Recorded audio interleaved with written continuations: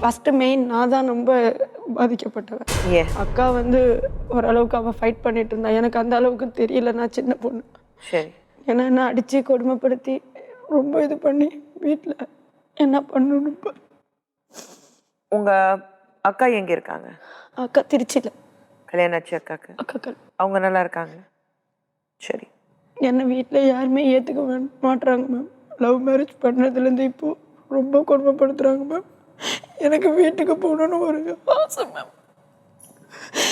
எனக்கு என் குழந்தை தான் வேணும் மேம். இப்போதைக்கு என் குழந்தை தான் மெயின். என் பொம்பளை பிள்ளை செத்துட்டுன்னு சொல்கிறாங்க மேம். எனக்கு யாருமே எனக்கு வேணாம் மேம். என் பாப்பா 2 பேருமே என்கிட்ட இருக்கிற மாதிரி ஒரு பண்ணுங்க ப்ளீஸ். எனக்கு கணவனுங்களாம் ரொம்ப மோசம் பண்ணிட்டு போயிட்டானுங்க மேம். நான் வாழ்க்கையில் என்ன பண்ணுவேன்னு தெரியல. ரொம்ப கேவலமாக நடமாட முடியல, என்னால் ஒன்றும் பண்ண முடியல. மரியாதைலாம் போனுச்சு. இவனால தான் மேம் என் பொம்பளை பிள்ளைய நான் விட்டேன். சிவாஜினால தான் மேம் என் குழந்தை போச்சு.